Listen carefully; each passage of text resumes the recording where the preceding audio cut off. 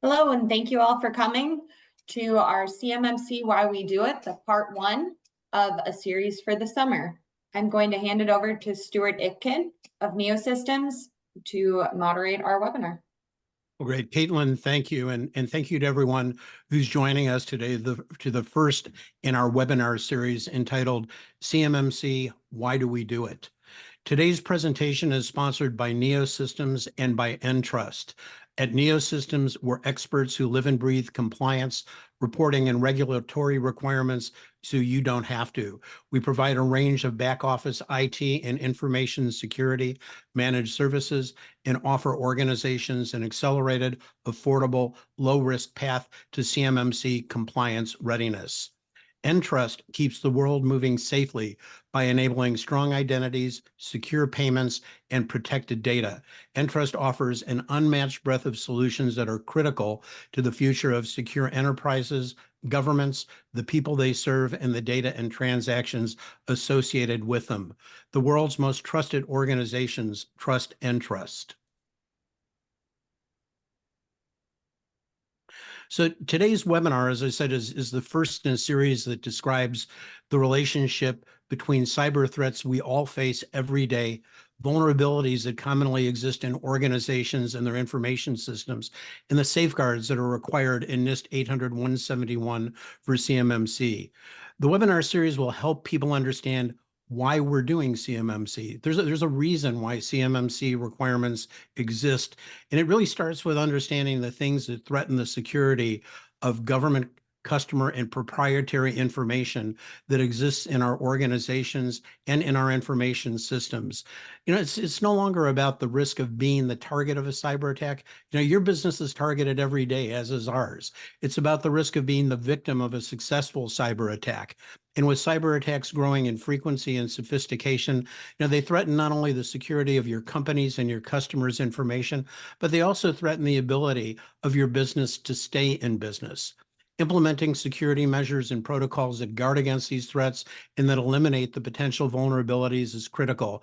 In this 8-part webinar series, we'll delve into specific cyber threats and attacks that exist today and explain how they function and how they can be defeated. Each episode will speak to a different set of cyber threats and vulnerabilities, and you can see the topics that we'll address in the 8 segments on the screen. So our first episode is entitled Shut the Door, and we'll explain the risks associated with unauthorized access to information and the role of IAM, or Identity and Access Management. And before we get started, let me introduce our speakers today. So first, my name is Stuart Itkin. I'm a Senior Vice President at NeoSystems. Much of my career is centered on supply chain and vendor risk management and regulatory compliance. I was formerly Vice President of Product Management at ExoStar, which was a Lockheed Martin, Raytheon Technologies, Boeing, BAE Systems, and Rolls-Royce joint venture company. I served as a member of the CMMC Standards Working Group and participated in the establishment of the CMMC accreditation body, now the Cyber AB. I also served as Vice President of CMMC and FedRAMP Assurance at Coalfire Federal.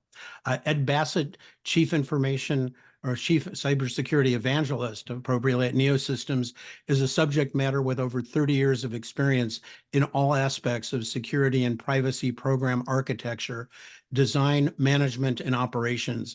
His experience spans government, healthcare, financial service, and other industries that includes risk management, program planning, application and software security, security assessments and audits, and security operations. And finally, Chris Gantos is a Global Director of Technical Solutions at Entrust. Chris has extensive experience in the area of public key infrastructure, or PKI, identity and access management, key management, and cryptography. He has over 24 years of experience in cybersecurity with roles in engineering, sales, and professional services. And while at Entrust, Chris has led the development of cryptographic solutions used to secure identity and communications in government and financial services. He's also served as Director of Professional Services, where his team supported numerous credentialing programs in policing, government, healthcare, and banking. So, you know, limiting or controlling access to sensitive information covers a lot of ground, and we have a lot to cover today. We'll be talking about the difference between authorized and unauthorized access and common ways bad actors are able to access your systems. You will discuss the consequences of failing to control access, and we'll provide some examples of what can happen. Finally, we'll discuss how NIST 800-171 control framework provides guidance or a playbook of sorts, to implement effective identity and access management related controls. So with that, let me just ask Ed, let's start at the beginning. Why did we choose identity and access management as the first topic in this series? Why is identity and access management so important? Well, Stuart, it's really the foundation upon which a lot of the other security things we'll discuss in the later episodes sits. It's the distinguishing between what's allowed and what's not allowed, who's allowed and who's not allowed to enter our system, perform system functions, access data, right? So the things we're talking about today are, it says in the title, shut the front door, but it's about the things that we put in place to determine who it is that's making a request of our system and deciding whether we're going to say yes or no to that request. And we'll talk about some of the ways that, the threat actors will try to bypass those controls to gain unauthorized access. As it says on the screen, all cyber incidents involve unauthorized access at some level, right? This is somebody who is not supposed to be in the system doing a function or accessing the data that's figured out a way to do that. So we'll talk about some of those ways that they might try to do that and how the NIST controls, identity and access management controls seek to prevent them from doing so. This is about distinguishing the authorized from the unauthorized. And that's really, like I say, that's really foundational to a lot of the things we'll discuss in later episodes as well. I think there was a appropriate quote from Tim Cook that really kind of puts this in perspective, right? Indeed, the quote from Tim Cook of Apple is, if you put a key under the mat for the cops, the burglar can find it too. And I think that's, we've all thought about ways to make it easy for some people to gain access to the system, right? We want, in system design, just like in trying to secure our home, we want to make it easy for the people who are supposed to get in. And sometimes those things can be found and exploited by those with bad intent. The criminals that we're looking at, especially if we're talking about defense industrial base, and we're talking about, sensitive government data that's being protected, controlled, unclassified information, federal contract information, these kinds of things. They're information that our adversaries are targeting. They're looking for specific information. They don't maybe know exactly where to find it or how they're going to get in, but they have a targeted mission to go do it. So as the quote from Tim Cook mentions, they have tools at their disposal. They won't stop until they find it. So they're gonna look for any opening that they can find. So it's important that we do, in fact, shut the front door and the back door too. And we'll get to that in some future episodes. But today we'll talk about those front door access methods that we all use every day when we're authorized, and making sure that unauthorized people don't exploit those. Yeah. So it sounds like I should probably take that little sticky note underneath my keyboard that has my password and remove that. I think that's what you're saying. I would suggest that for sure. Okay. Well, Chris, I know we're talking about identity and access management. We kind of live and breathe this every day. But can I ask you to describe what identity and access management is, and why identity and access management is such a challenge for many organizations today, and when they get it wrong, and kind of what are the consequences?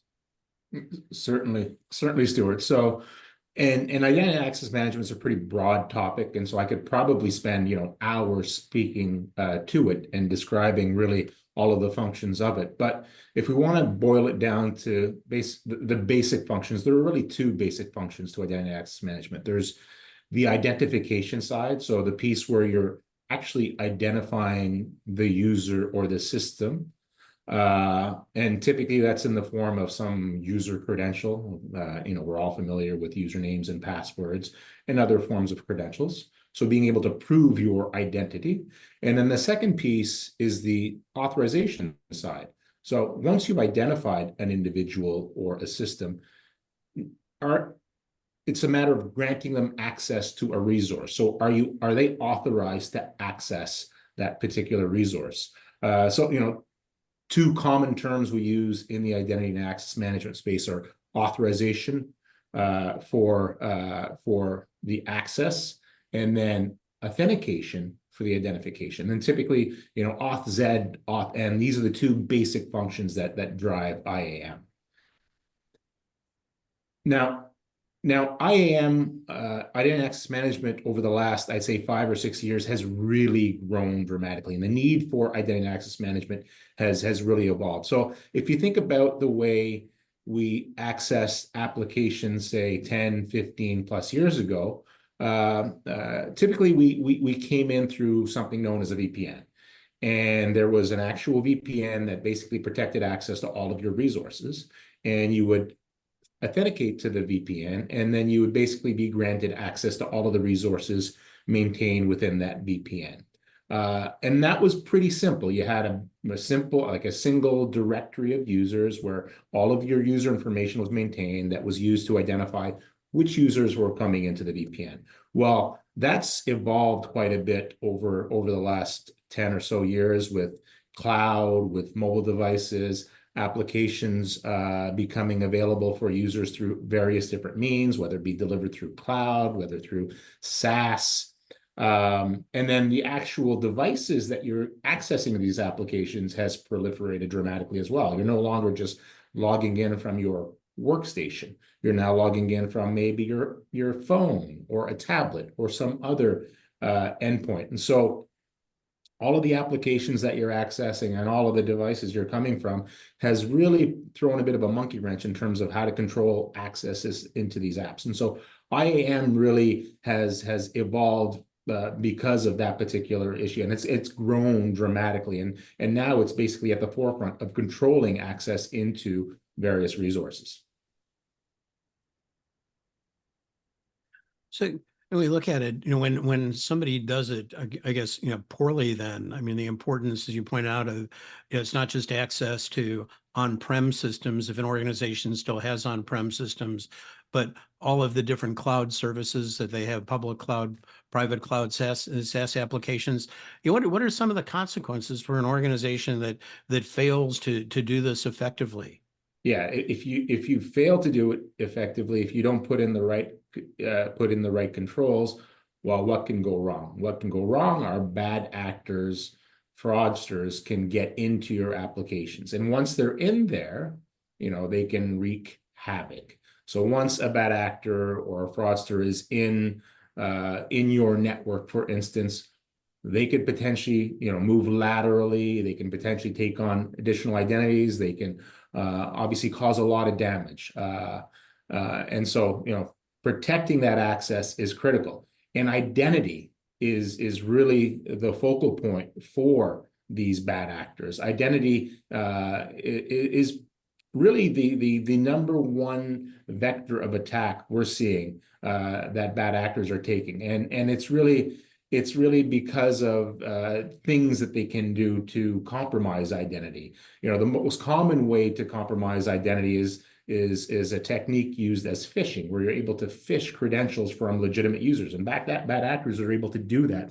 They're able to steal these credentials from legitimate users, log into systems as these legitimate users, and then perform obviously nefarious activities. So identity is absolutely a critical aspect that must be secured in order to, control access into your critical assets. Okay. And so, Ed, it seems like the issue is really about, guarding against or preventing, unauthorized access to information systems. I mean, are there common strategies or common techniques that we see bad actors use to gain access? How do malicious actors actually get into our information systems and get information? Well, there's three ways. I mean, the number one way is what Chris was just talking about, is put another way, social engineering, psychological manipulation, trickery, right? These are all methods that are used by the attackers to start the attack in almost all cases. So the statistic on the previous slide was 90% start with phishing, that Chris mentioned. And so that right in the center of this slide, that is the number one way that's being used, is something involving exploitation of a user. And that's why there's so much emphasis these days on security awareness training and user behavior, making sure people are really alert and vigilant, because this is such a very common technique. Other methods that are used out on the left-hand side of the screen, misconfigured controls. Somebody basically made a mistake and allowed access in excess of what should be there. And that could be a user, could be administrator, any number of ways that those access controls can become misconfigured. But threat actors are pretty good at searching for those and finding things that are more open than they should be, and going in and exploiting that. And then on the right-hand side, kind of the third method is physical access. And we're seeing this is really a lot less of a concern than it was years ago, because threat actors have figured out that it's a lot safer for them, physically safer for them, to work across computer networks rather than trying to break into an office or a data center and steal data. A lot of the threat actors that we're dealing with as adversaries of the defense industrial base, they operate out of places where they have protection from extradition to the United States if they get caught. So, for them to leave the comfort of some haven that they operate in and come to the United States and start breaking into contractor offices or data centers is pretty risky. That said, it still has happened. We've seen some incidents of that, and it's something that we do need to protect against. And so, as we're talking about the shut the front door methods in this webinar today, we'll talk about all three of these methods and how we prevent them. Yeah. And Ed, I mean, shutting or failing to shut the front door, or failing to put an effective lock on it, to speak, what are some of the consequences of lax identity and access control measures? Well, the number one thing is people stealing the data. So if you think about it, especially defense industrial base folks on this call that are worried about protecting federal data, the number one threat they have to worry about is somebody stealing the data for purposes of espionage, really, right? They're trying to steal our national security secrets, or things that might help them gain a military, political, or economic advantage over the United States. So stealing the data is number one, right? People would come in and have access to data they shouldn't have access to, and they make a copy and take it with them. The next sort of why this is bad is that they could destroy the data. They could corrupt it or delete it, make it unavailable. And when we think about ransomware attacks that we hear, that's about encrypting all your data so that you don't have access to it, and then extorting you to pay a ransom to gain the access back. So they're intentionally destroying the data in a temporary way, hoping you'll pay them to reverse that destruction. And now they may also steal a copy and make a double extortion scheme. But the original sort of ransomware concept was encryption to destroy the data and make it unavailable to use. We also have to worry about identity theft. So if bad actors are able to get a hold of databases with personally identifiable information in them, names, social security numbers, credit card numbers, bank account numbers, all those kinds of things, they may use that for identity theft, to be able to impersonate someone, take out credit cards in their name, open accounts in their name, empty out bank accounts. So any kind of sort of financial fraud is possible with identity theft. We also see threat actors really just interested in gaining access to the system and control of the system for maybe some later purpose. So that's often not the end in and of itself, but if they can gain access and have access to systems they're not supposed to be in, they might sit there and wait to be able to see data or communications or transactions they might be interested in. We also see threat actors involved in sabotage or defacement. This could be a hate crime, maybe putting a message of political importance up on a website or something, and is it a vandalism or a graffiti sort of way. We've also seen sabotage against some of our critical infrastructure systems, water supply, gas pipeline, and electric power grid, right? These are things where the threat actor is trying to create some kind of physical world impact outside of the computer system. So where the computer system may monitor or control pieces of physical infrastructure, they may try to do those physical impacts through a cyber attack method. So let me just talk about, perhaps a case in point. And there was a recent case study, something I believe that we've all seen in the news, and that's Change Healthcare and the Change Healthcare breach. This breach occurred on February 21st of this year, and it's considered a significant cybersecurity incident. The breach was caused by a ransomware attack that was perpetrated by the Black Cat ransomware group. And Black Cat is a Russia-based organization that offers ransomware as a service, meaning their exploit tools are available for a price on the dark web to other would-be attackers. And Black Cat gained access to the system through an internal portal using stolen credentials and had access to the system for over a week, allowing them to exfiltrate a large amount of information. So Change Healthcare, or actually their parent, United Healthcare, subsequently paid a ransom demand for $22 million in Bitcoin. But that wasn't the end of it. I mean, the breach had a substantial impact on Change Healthcare and the broader healthcare ecosystem. A lot of hospitals, doctors, and pharmacies face significant operational disruptions, including delays in building prescription services and just the ability to serve patients. The breach also exposed a large amount of protected health information, or PHI, and personally identifiable information, or PII. And this affected millions of individuals. Probably several of us that are on this call may have been a victim of this attack. The total financial impact to Change Healthcare and its parent company, United Healthcare, is now estimated to reach up to $1.6 billion. And this includes the ransomware payment, system restoration costs, and the financial support provided to affected healthcare providers. Unfortunately, Change Healthcare and United Healthcare have pretty deep pockets, and they appear to be weathering the storm. But many small and medium-sized businesses aren't so, or may not be so fortunate if they had this type of an attack. And one interesting note, Change Healthcare was actually breached a second time by a different group called Ransom Hub weeks after the February breach occurred. It seemed to be some disgruntled individuals from the original group who didn't feel they were getting their fair share, I guess, of the ransom in this case. So Ed, let me ask, to protect information systems from unauthorized access, we need to understand how malicious actors actually get in, how they gain access. Is there a playbook that bad actors follow when they're trying to gain access? And how does one protect themselves from the things bad actors will do to gain unauthorized access? Well, there's a number of playbooks, and I'll say they all follow roughly the sequence of events that we see here. So we've got a pretty good amount of intelligence on some of the threat actors out there and how they like to attack systems, the techniques, the tools they use, the tactics they use. So this is kind of a generic look at it, and it starts with gathering information from public sources, sort of learning about the target, and then looking for an open door. And if you find one, I mentioned earlier, sort of misconfigured systems. If you can find something that lets you in the front door, that's obviously the easiest way. If not, then tricking someone into letting you in, and that's what we saw in the Change Healthcare example that you just talked about.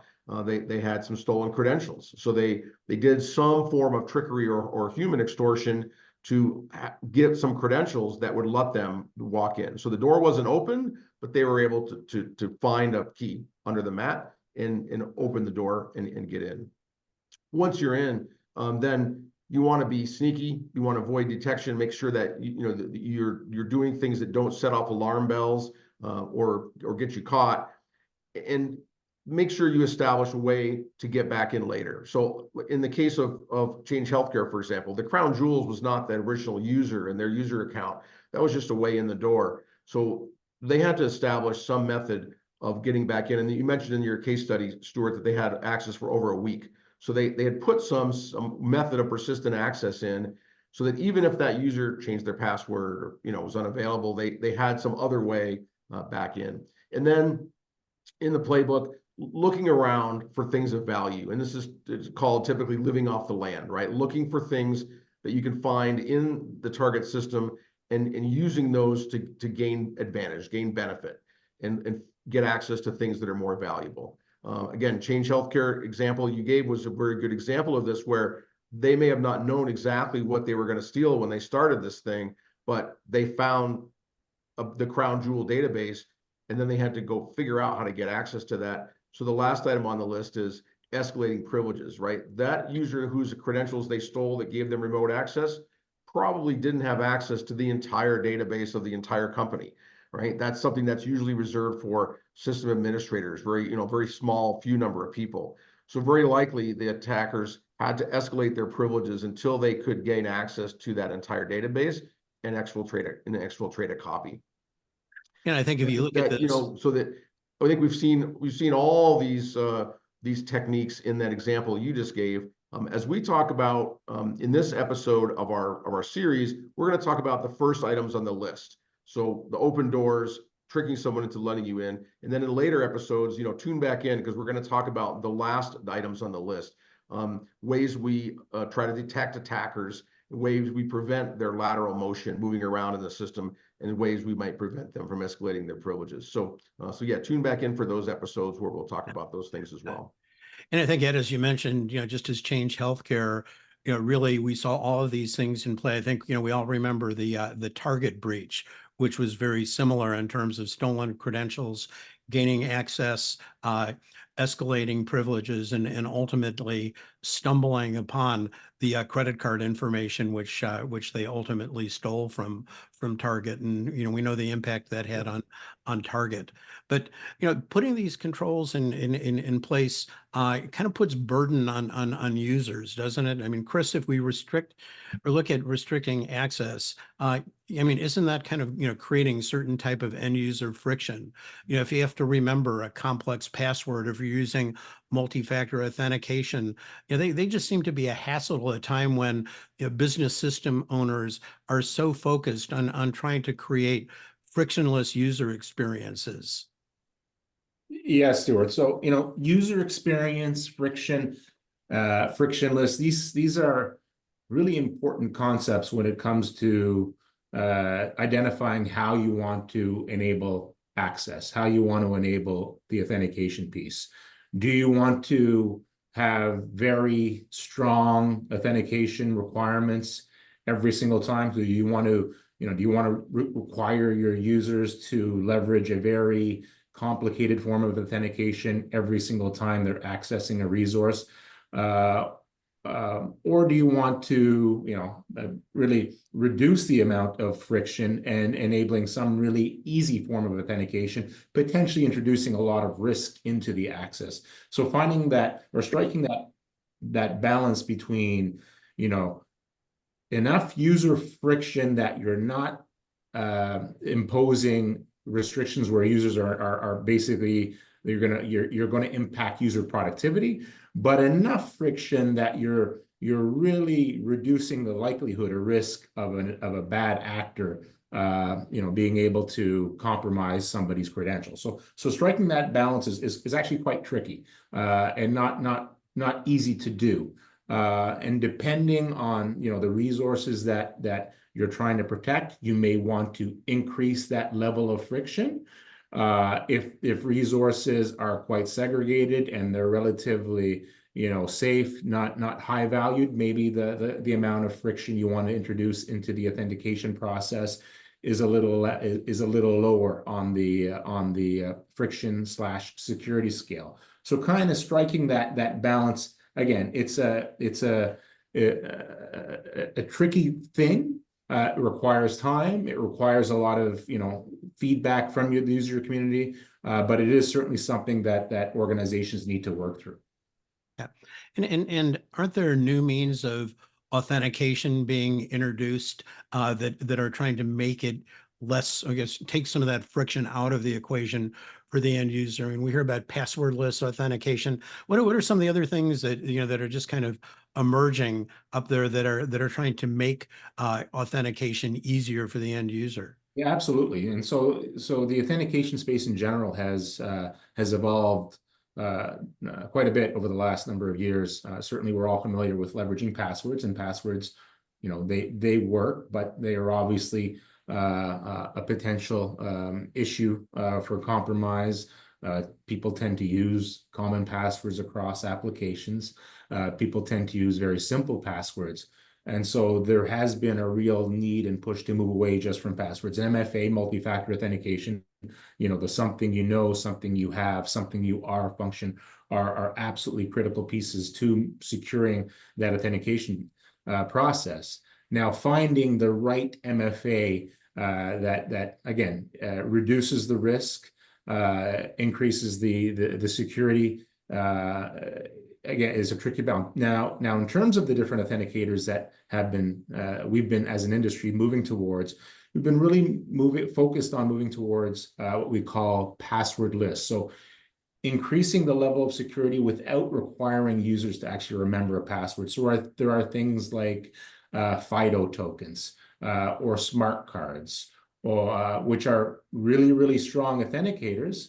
They are what you call phishing resistant, but they also introduce additional, I guess, complexities. There are other forms of authentication, such as SMS OTP delivery. Again, something very commonly used in the consumer space, where you want to reduce the amount of friction, but you want to increase the level of security. So there's a whole list of different types of authenticators or authentication factors you can leverage.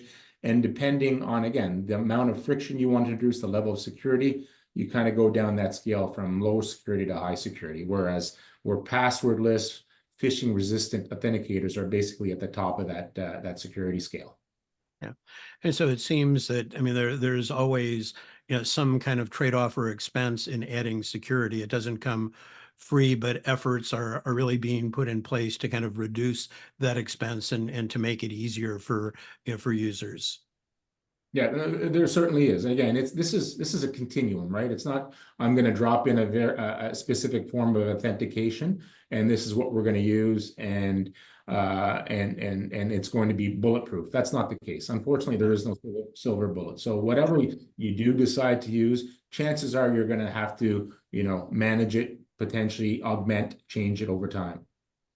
But it is important, and it's not only important to to industry, but it's important to the government. I mean, it's clear that government is concerned about cybersecurity, and not just for itself, but for companies that supply to the government at all tiers of the supply chain. We see this in programs like the DoD's Cybersecurity Maturity Model Certification, or CMMC program, as well as programs that are being implemented by other agencies across the federal government. The DoD has elected to use NIST 800-171 as the mandatory compliance framework for primes, subs, and suppliers that handle CUI. And a pending change to the FAR is going to make NIST 800-171 a mandatory requirement across all of the federal government. And that's kind of good, because it's at least instilling some consistency across agencies.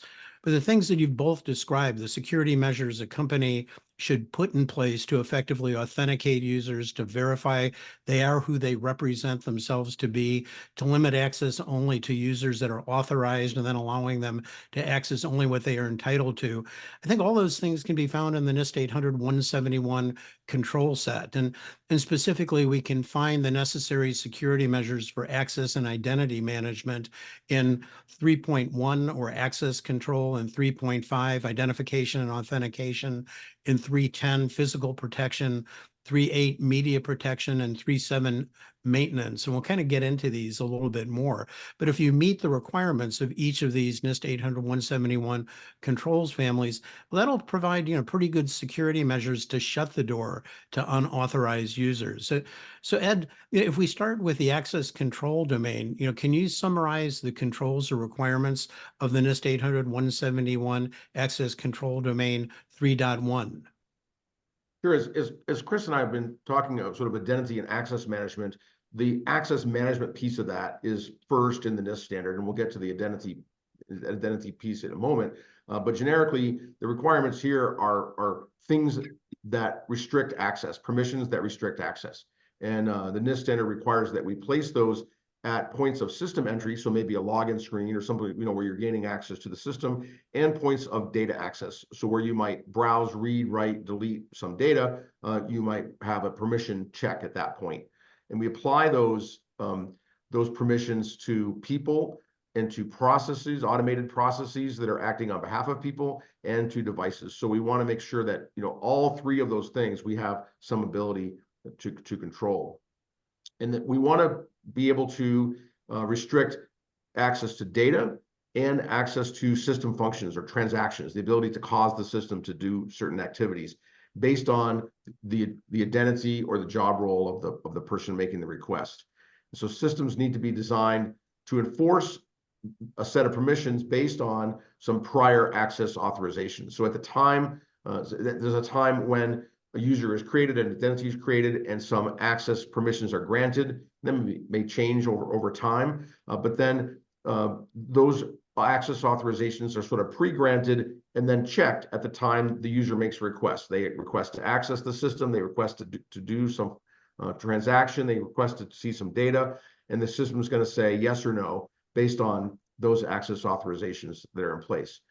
The mechanisms we use are required to be resistant against tailgating and hijacking. So, once someone has established a session and is making requests and getting responses, we don't want somebody to come in and impersonate that session and gain access they shouldn't have that way.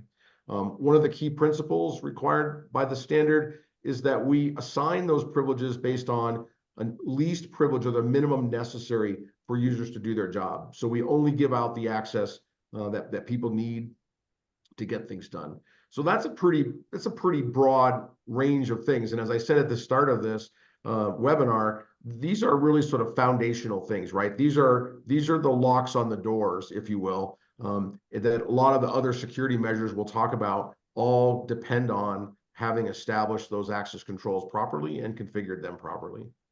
So you kind of gave us a kind of a high-level description of the types of things, that we'll find, or the types of requirements that are there.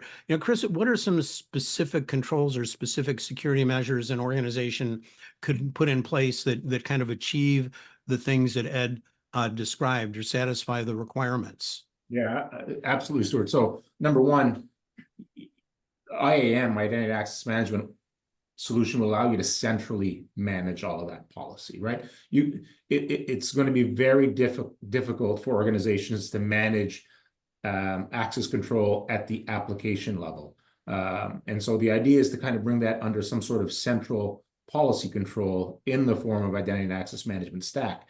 Now, within the actual IAM stack or technology, there are really good ways to control who gets access to applications and at what level do they access app. And ways to do that is something called either role-based access control or attribute access control, where you actually define various roles within your organization and you apply these roles to your users, or potentially attributes, you apply them to the users, and then based on that role, you can determine whether the actual user is granted access to the application. And then once they're actually granted access to the application, again, within that role, you can determine at what level are they granted access to that application. Do they have, read-only privileges? Do they have write privileges where they can actually modify data? So you can do a lot of that from this type of role-based, attribute-based access control policy.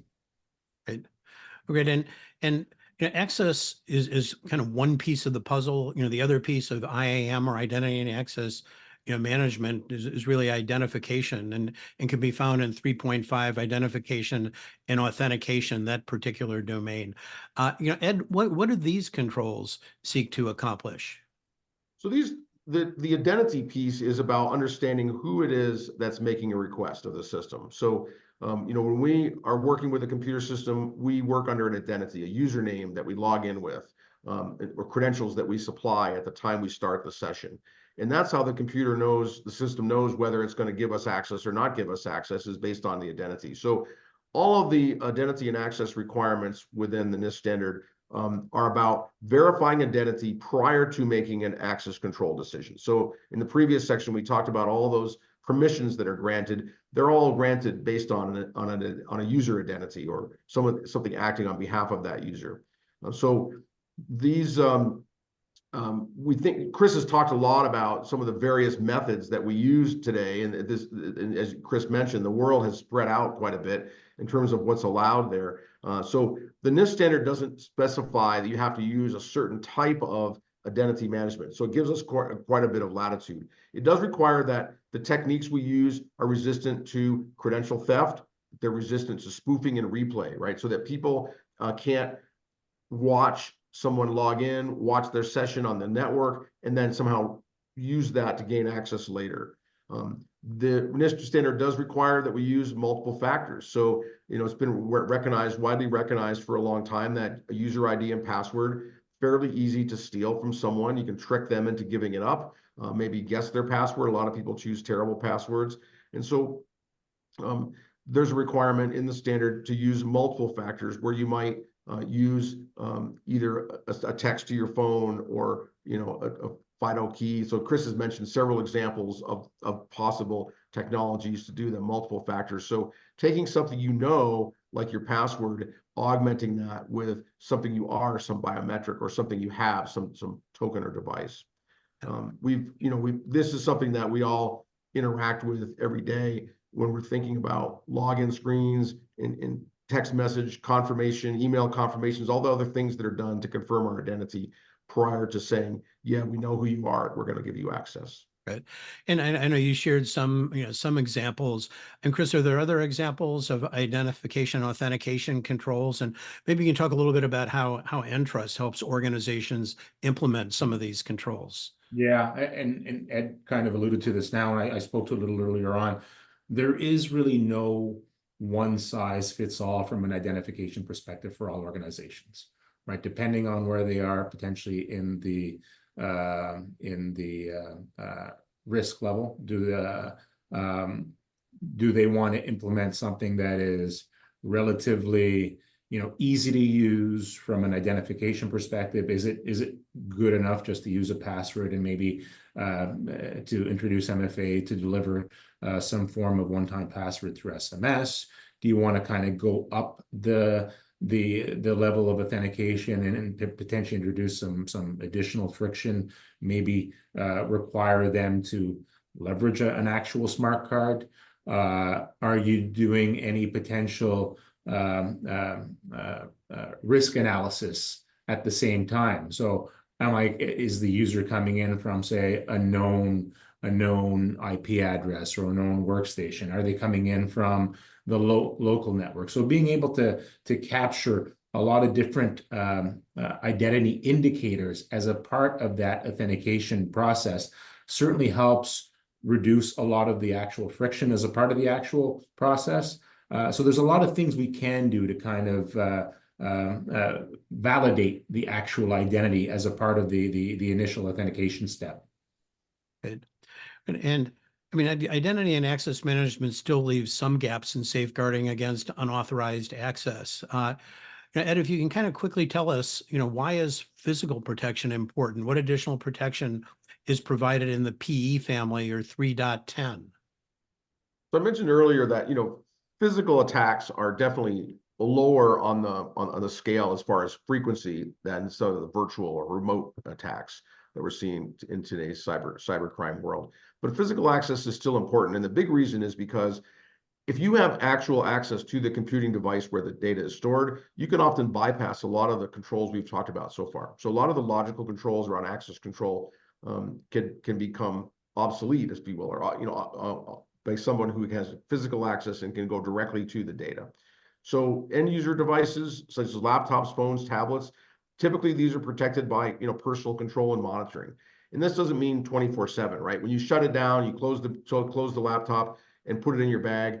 Anyone who gains physical access to that can't get back in, because if it's configured properly, the data is encrypted. They need to log in order to gain any access. But while it's up and running and you're logged in, if you walk away and leave it unattended, someone can come in and be you and gain access to things you may have access to. So that personal control is something that I think we somewhat take for granted. We carry our devices with us all the time, but we are in fact providing physical protection of that device while we're using it, taking care in terms of who might oversee what we're doing and watch what we're doing, and again, making sure we lock it when we walk away. And then if we expand from the personal devices to infrastructure, network systems, wiring, servers, those kind of things, typically we protect those at the facility level, right? We put those in a locked data center or an office space that has entry monitoring and access, badge access, that sort of thing. So it's necessary to maintain control over those devices that are up running and have access sort of all the time, right? So unlike a personal end user device, We don't shut off the wiring closet when we go home at night. It's there, it's running. We have to make sure nobody has access to it. So these are all important controls that are required by the NIST standard as well. Okay. And Chris, I know that that Ed mentioned in encryption, and maybe you could explain a little bit about just what encryption is and kind of the roles it plays in fortifying physical access control, and perhaps any other measures that you'd suggest somebody can put in place for physical control. Yeah, absolutely, Stuart. So Ed alluded to the fact that physical access is probably lower on the risk factor versus digital access, because you can access that remotely from anywhere.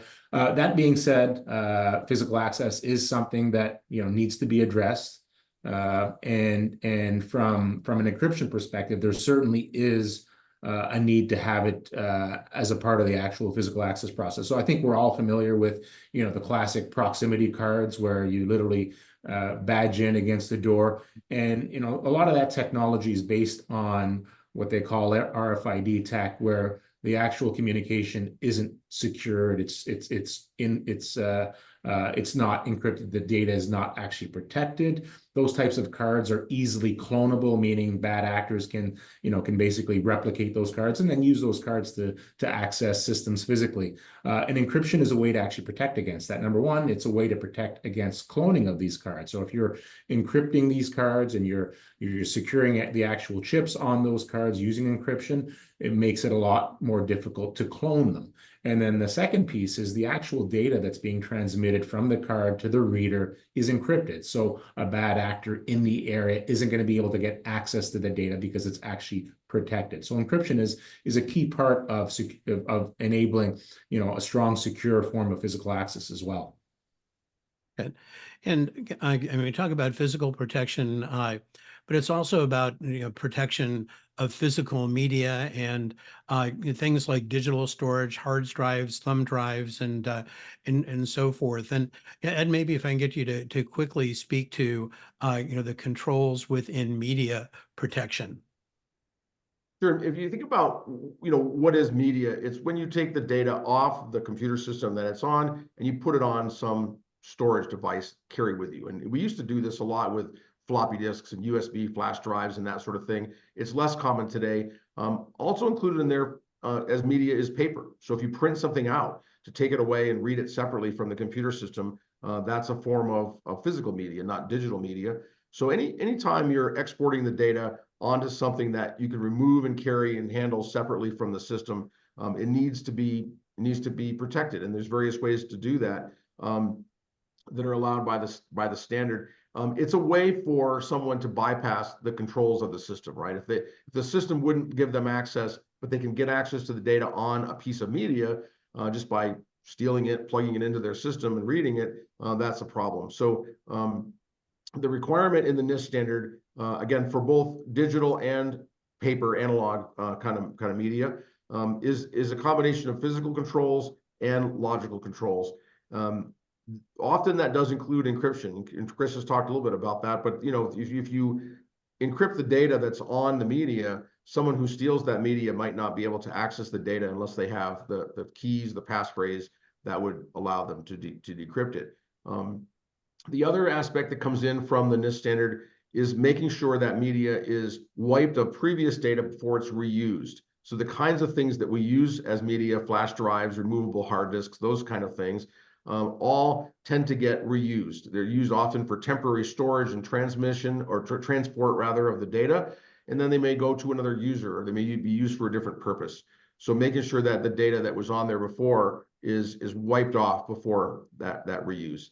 And I will say, with ubiquitous internet access and cloud storage and the ability to move data freely amongst folks, our everyday use of physical storage media is greatly reduced. Paper, still a factor in our lives, I think, even though we're in the paperless world. But the idea of putting files on a flash drive and handing it to somebody, those days are somewhat limited, although it still does happen. And so it's just necessary when you're working with those forms of media to understand how to protect that, both physically and logically.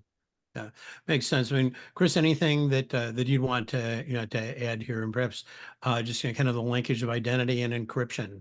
Yeah, and that's exactly right. We're talking about protecting the data through encryption, and ultimately granting access to that data.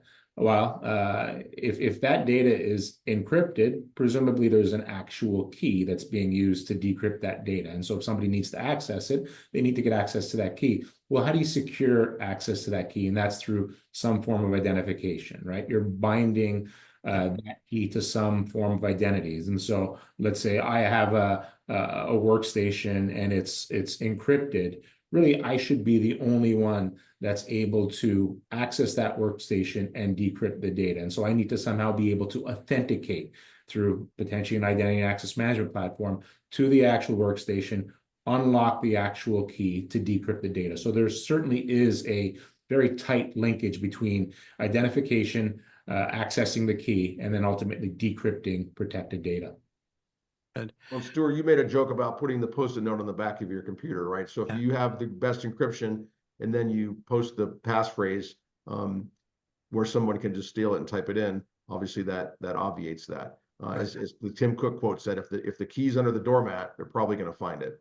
Exactly, and it's just some simple things, and this really kind of brings us to the to the last family when we get to to maintenance. I mean, despite good security measures, like a lack of good cyber hygiene or a lack of common sense can undo all the good that we've otherwise done. And again, this relates to maintenance and the requirements that we can find for system maintenance in 3.7 of the NIST 800-171 control family.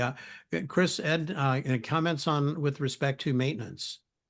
Well, maintenance gets special treatment in the NIST standard because it typically involves unusual people using special tools to gain access, right? So this is not the normal system access. So we talked today mostly about the front door. This is a little bit about shutting the back door as well, right? Yeah. So maintenance is someone who may have access to a computer system for like a non-routine methods, non-routine reasons.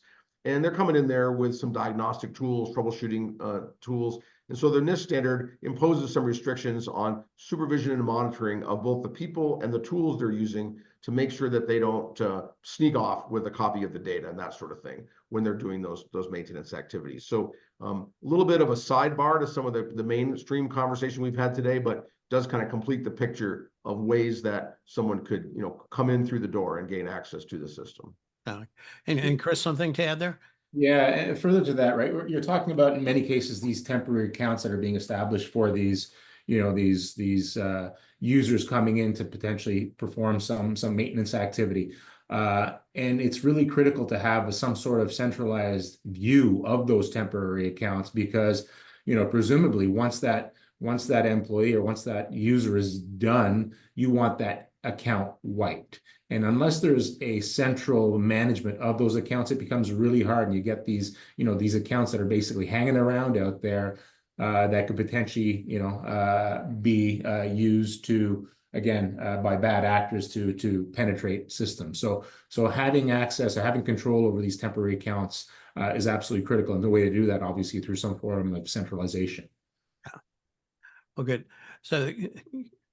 So thank you, both for for the comments today, and again, as we said, this is really trying to explain, why CMMC exists, why these controls within NIST 800-171 exist, and they're not arbitrary. They're because there are things out there that can hurt our businesses. It can affect the information that we have. So let me just try to summarize a few points. And first, Ed, Chris, again, thank you for a very interesting and an informative discussion. And just to kind of summarize, and first, I think, we covered that the best security starts with simply locking our digital doors and make it a challenge for intruders to gain access. Second, restricting access to only authorized individuals promotes data integrity. It reduces the risk of data leakage and insider threat. And ideally, security measures need to be simple for authorized users, yet very challenging for would-be intruders, kind of that balance that Chris talked about.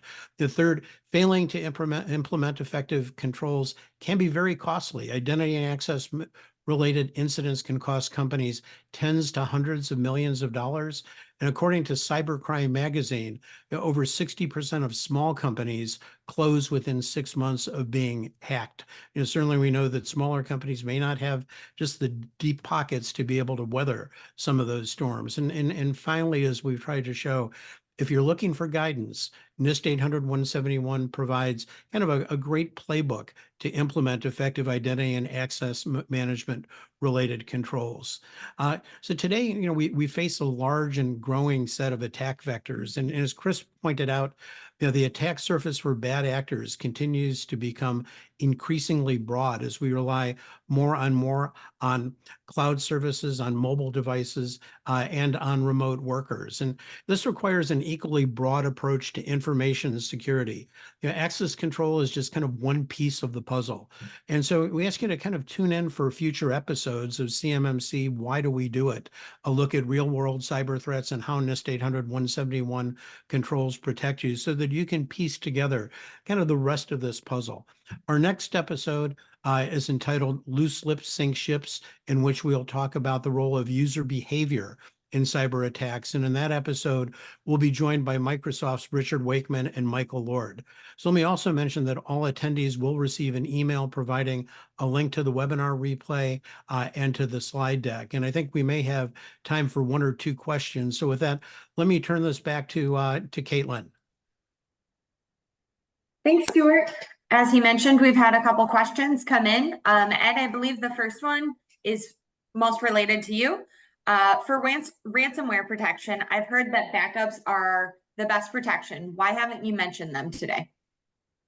Good question. So yeah, ransomware, the traditional technique there was to say, hey, when the bad guys come in and encrypt my data and then ask me to pay a ransom, I'll just restore my data from a backup, not pay the ransom, and be back in action. And so you may say, well, that's a great defense against it, but it's really not stopping the ransomware. It's just helping you to recover from the ransomware. So the focus today was on shutting the front door, preventing them from coming in and encrypting the data in the first place, right? Keep them out from even performing this attack. And the reason why that's really more important than backups in ransomware protection is that over time, as we've all gotten better at doing our backups, the ransomware gangs have decided that, hey, we're not just going to encrypt the data, we're going to steal a copy, and then we're going to threaten to publish it. And that's going to be a way to extort a ransom kind of a second time. So even if you come back and say, I have backups, I'm good, that threat of extortion may be the thing that makes you pay in the end anyway. So backups certainly important. We'll talk about those in some later episodes. But for today, we were really concerned about making sure the integrity of our data is maintained in the first place. Great, thank you, Ed. And then Chris, this one's for you. I already get SMS text messages on my phone for MFA. Isn't that enough to prevent unauthorized access? Yeah, so great question, Caitlin. So SMS is certainly commonly used as a form of MFA across many different applications, but it's not. There is no real silver bullet, and SMS is no exception. In fact, there's many different ways that bad actors are actually thwarting SMS. There are things like SIM swapping, where bad actors are able to socially engineer a SIM takeover and take over a phone of a particular user, and so they're able to capture all of those SMSs as a part of an authentication attempt. So SMS is certainly a form factor. It's not going to prevent all attacks, unfortunately. Yeah, and I see we're looks like we're at the top of the hour. So again, I do want to thank Ed and Chris for joining us today and for the discussion. I think, as I mentioned, we will be sending a email with a link to the replay of this webinar and to a copy of the slides that we had presented. And if you do have questions, again, please feel free to reach out to any one of us. We look at part of our job as really being a resource and helping educate those across the defense industrial base in being able to satisfy the requirements of NIST 800-171, more important in helping them become secure. So again, thank you everybody for joining us this afternoon.